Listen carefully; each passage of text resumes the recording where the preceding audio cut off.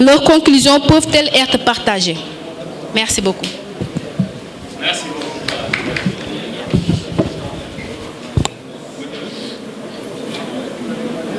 On va prendre une dernière question peut-être pour mu def mu nekk ñett góor de préférence hein? Après su ko góor paree ñu joxaat beneen soxna si.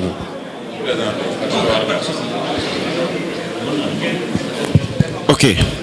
waaw dama bëgg a laaj maa ngi tudd Abdoulaye Ndiaye pour Nianing Info ak Africa News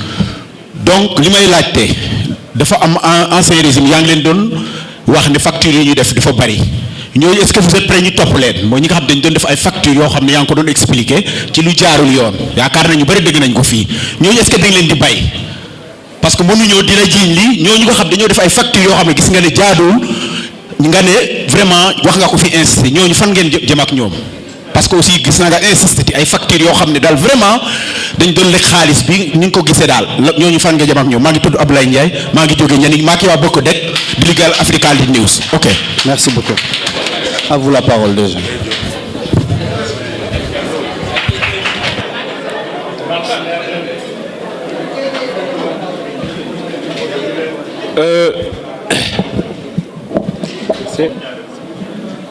Merci beaucoup pour les questions. Donc, par rapport au taux de réalisation, je pense que affiché nañ ko c'est vrai que ñun parfois en tant que technique si ñuy communiquer dañuy foog ne ñëpp tout de suite il voit enfin en tout cas ce qu'il en est donc day baax souvent ñuy gën a expliquer donc merci beaucoup pour la question. Xam nga ci marché dafa am taux de réalisation physique ak taux de réalisation financière ou d'exécution financière taux d'exécution physique ak financière bokk na ci problème yu amoon ci électrification rurale SG mu ngi ko doon wax léegi. soo jëlee un marché par exemple de 91 milliards 70 milliards yëpp ci fourniture la jëm quand on dit fourniture mooy poteau yi mooy câble yi mooy IHM yi mooy transfo yi et cetera entre 70 ak 80% au financement bi. Ce qui s'est passé à Laser xam nga mooy lan et même dans d'autres directions parce qu'on en a discuté avec ñeneen nit ñi da nga doon gagner benn marché. Tu sais que entre 70 ak 80% au financement bi yëpp ci fourniture la donc xam nga foofu nga gën a amee marge c'est-à-dire sa bénéfice foofu la gën a bëree donc yow ci exécution marché bi phase yëpp da ngay dem jënd ay poteau ñëw teg facture ñu fay la nga dem jënd ay câble ñëw teg facture ñu fay la projet bi su nekkee 3 ans di nga toog plus de 2 ans doo gis benn lampe bu tàkk ñun bu ñu egsee ASER la ñu ne loolu noonu du fi amati pour chaque marché. En plus de am benn en tout cas exécution ou en tout cas facturation yi ngay def ci fourniture bi dañoo bëgg ñu am benn planning de livraison de village c'est-à-dire marché baa ngi nii nga ne ma at bii di nga ma fourniral temps at bële di nga ma fourniral temps jusqu'à ce que marché bi jeex. Tey par exemple suñu instauré wu loolu maa ngi toogee yéen wax naa ko léegi normalement ci marché bi nii amuñu woon droit taal benn village. C'est parce que ñun ñoo ko waxtaanee avec les entrepreneurs ñu accepté ko aussi parce que il faut le dire mu ngi nii taux d'exécution bi wàccal donc quand tu regardes su nekkee da nga jël juste installation et étude tu sais que c'est 1,1% mais su nekkee da nga jël yeneen facturation yëpp on est à 10,2% nga boole ci les dépenses engagées 41,1%. Au total 50%. lii moom moo nekk information bi nga xam mën nañu ko partager ak yéen léegi su nekkee da nga jël le nombre de localités yi ñu électrifier effectivement et ñun ñoo décider facturer noonu facturation mën na nekk loolu la facturation mais ça n'a rien à voir avec le taux d'exécution mais bon xam nga dafa bëri ñi nga xam dañuy wax te xamuñu parce que yow yaa ko tudd Thierno Alassane Sall yow mi nga xam ne da nga nekkoon ministre de l'énergie barki démb ci conseil la ñu jógee. Conseil bi am na benn dossier bi nga xam ne dama ci nekk pendant 2 heures de temps muy OS Minan conseil yi di ñu laaj nañu recouvrer ji xaalis bu des ci marché boobu noonu ñu ngi koy signé bu ngay nekk ministre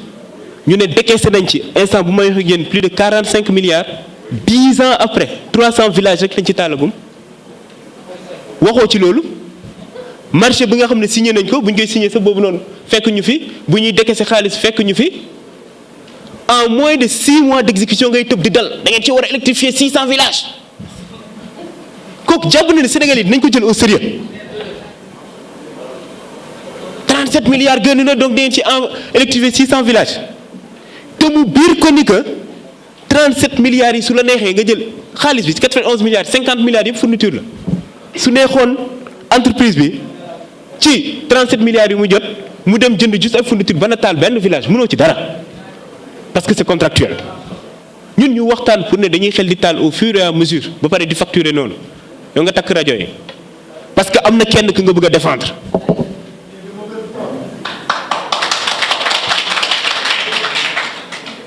kenn mënul délier Seydou Kane ak Thierno Alassane Sall mënta ne marché day wax 37 milliards en même moins de 6 mois kenn ki nga xam ne encaissé na 65 milliards ci même banque bi ñu ne la 16 milliards et quelques rek la ci réalisé gum amul fenn foo leen ko dégg mu laaj fa 50 wala 49 milliards yi jaar wanaat laa leen aussi marché sédum bi ba pare ñun dañoo war a toog di ko tontu tout le temps te mu leer ñu ne xam nañ ne sénégalais xam nañ li muy wax tegu ko fenn finalement ça je me demande ci parti politique am est-ce que di gën a mais sa waay ah quand même possible détournement bon détournement yaa ko wax Thierno Alassane Sall wax naa ko plusieurs fois na tudd sama tur waxuma détournement 37 milliards 1 franc laa ko wax na ma tudd wala mu tudd rek ne Azer détourné nañ fa 1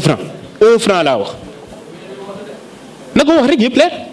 dem porter plainte contre X et tout ça dafa yomb yéen ñëpp su leen neexee dem leen ngeen porter plainte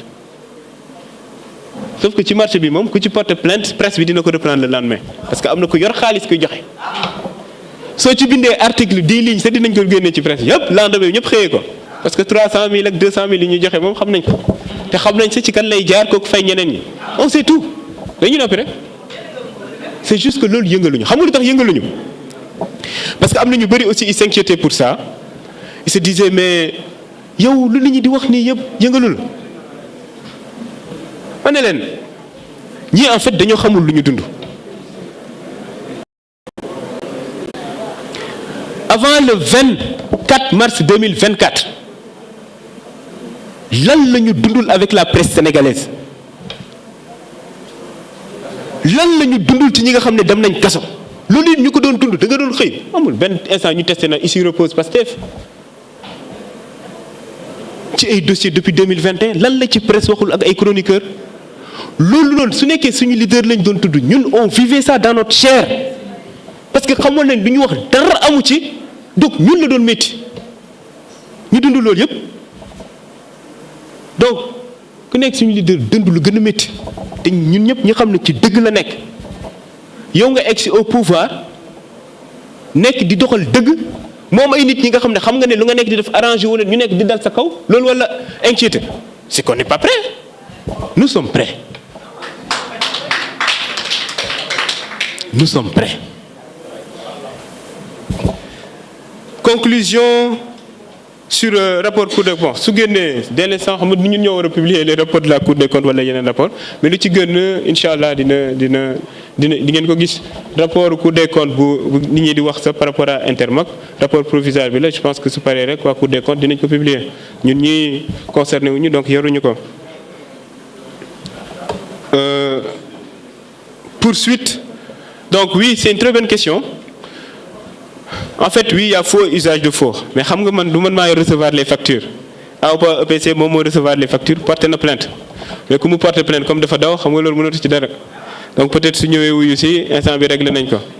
Mais su nekkee da nga toll fi nga toll dafay ay nit ay député ak yeneen ñu lay waxal moom loolu mënuñ ci dara. Mais oui, parce que nekku fi. Je pense que c'était ça les questions. Su amee yeneen question mën naa ci dellu si waat. On va prendre une dernière série de 3 rek su nekkee c'est bon léegi comme on avait pris un homme on va prendre une dame et après on prend un homme et une dame mu jeex allez-y madame.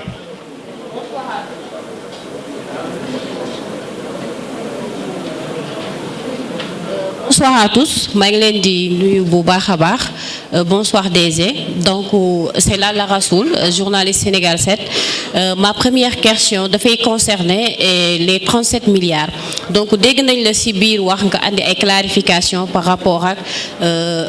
contrat bi ni ñu ko renégocier ainsi de suite est-ce que mun nañ xam après les surfacturations yi nga wax à partir de laquelle def ngeen ay renégociation ñaata la ñu mën a am comme par exemple ci poteau électrique yi ci poteau yi du moins ñaata la ñu mën a amaat de plus ci li nga xamante ne moom la ñu delloo si waat si gafaga réew mi parce que tout simplement village yi ñu war a électrifier bëri na. Deuxième question bi mooy